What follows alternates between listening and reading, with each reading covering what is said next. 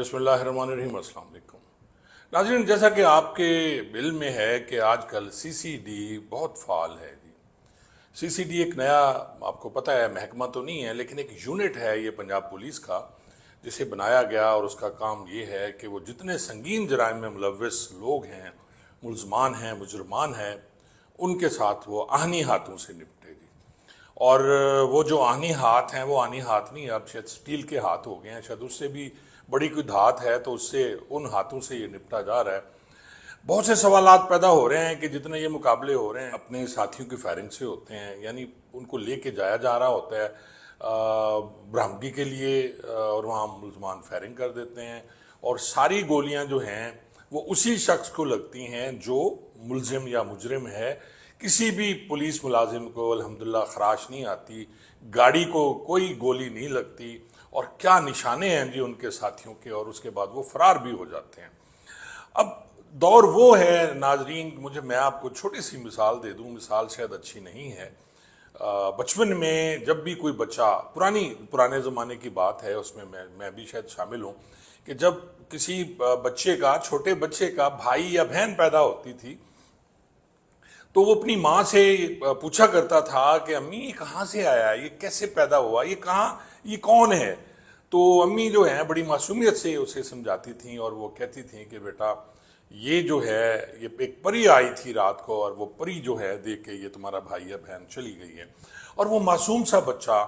उस पर इत्माद कर लेता था, चाहे उसकी उम्र 5 साल हो, 7 साल हो, 8 साल हो, 10 साल हो। लेकिन आज के ज़माने में नाजरीन, जिस ज़माने में हम रह रहे हैं, सोशल मीडिया का ज़माना है, गूगल करें हर चीज़ आती है, चैट जीपीटी है, उससे भी बड़ी बड़ी चीज़ें, एआई आ गई, कि हर चीज़ जो भी आप चाहें, जो चीज़ सर्च करना चाहें आप चैट जीपीटी में डालें, आपको एक सेकंड में, वो देर ही नहीं होता जी, विद इन नो टाइम वो टक टक टक टक करके आपको सारी डिटेल देती है, और फिर बाद में पूछती भी है कि जी आपको और मजीद इसमें तफसील चाहिए तो मैं बता सकती हूँ या बता सकता हूँ। आज का बच्चा जो है नाजरीन, 10 साल के बच्चे से अगर आप ये कहेंगे कि ये बच्चा जो कि उसका भाई या बहन बेबी आया है, ये एक परी दे के गई है, तो वो कतन उस पर, आपकी बात पे भरोसा नहीं करेगा, और वो आपको बताएगा कि ये किस तरह पैदा होता है और किस तरह, वो पूरी एक एक चीज़ बताएगा आपको। स्पर्म्स के बारे में भी बता सकता है, अगर वो 13-14 साल का बच्चा है तो आपको एक एक चीज़ बताएगा। डीएनए के बारे में आपको बताएगा। मैंने एक दफ़ा पहले भी शायद कोट किया था कि मेरा बेटा जो कि उस वक्त मैट्रिक में था, ए लेवल में था, मैंने उससे पूछा, मेरा कोर्स था हाँ डीएनए के बारे में, इस्लामाबाद। तो उसने पूछा बाबा आप क्या करने जाते हैं। मैंने उससे पूछा यार मैं डीएनए के बारे में, और डीएनए ये होता है, डीएनए थूक में भी होता है, डीएनए तो आप जो सिगरेट पीते हैं उसमें भी होता है, डीएनए तो जनाब जो आप मोबाइल फ़ोन यूज़ कर रहे हैं उसके वो जो माइक है उसमें भी आपका डीएनए जो थूकें जाती हैं उसमें आ सकता है। तो उसने मुझे 10 बातें और बता दी जो डीएनए से मुतल्लिक़ थी, जो हमारे उस्ताद ने भी वहाँ नहीं पढ़ाई थी, जो कि उस वक्त एकेडमी पुलिस, मैं नेशनल पुलिस एकेडमी की बात कर रहा हूँ, इस्लामाबाद की, वहाँ जब मैं ट्रेनिंग कर रहा था।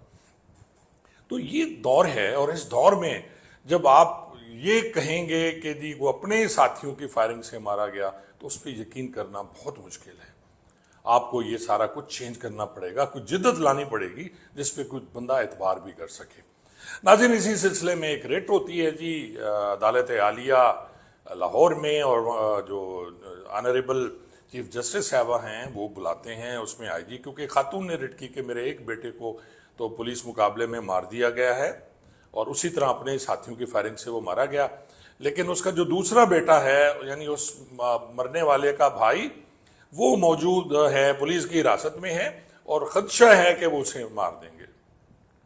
ये रेड लगती है जी शायद सोमवार को। मंगल को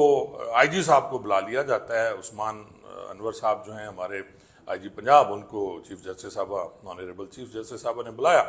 और उनसे फिर यही सवालात किए। कुछ सवालात उन्होंने, जो मैं पहले कह चुका हूँ, पहले दिन उन्होंने पुलिस से किए जिसका वो जवाब नहीं दे सके, और सवालात वही थे कि वो कौन सी गोली है कि जो सिर्फ हिट करती है उस मुलजिम या मुजरिम को, बाकी किसी को नहीं लगती,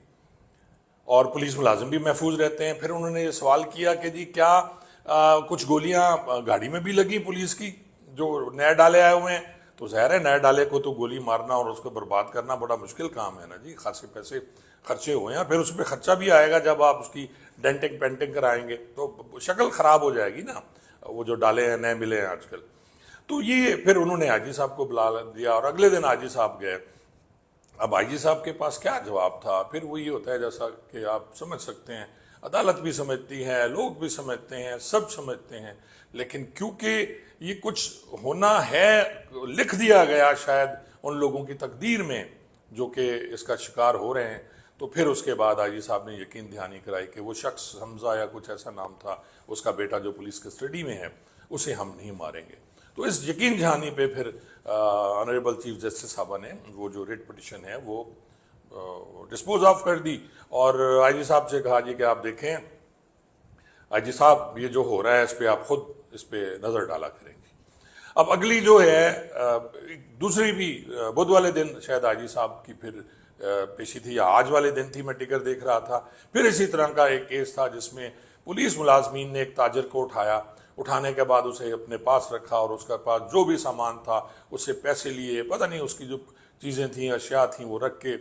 اس میں ظاہر ہے قیمتی چیزیں ہوں گی، تو وہ بھی پھر ہائی کورٹ میں گیا تو پھر فٹافٹ پولیس والوں نے اس کی چیزیں واپس کر دیں، ہاتھ جوڑے اور پھر منت ترلا کیا ہوگا باہر کے جناب آئندہ نہیں ہوگا، اور یہ جو آئندہ نہیں ہوگا ہر دفعہ ہو جاتا ہے، اور پھر کرتے ہیں اسی کا اعادہ کرتے ہیں، اور پھر اس شخص نے بھی وہ کیونکہ پٹیشن واپس لے لی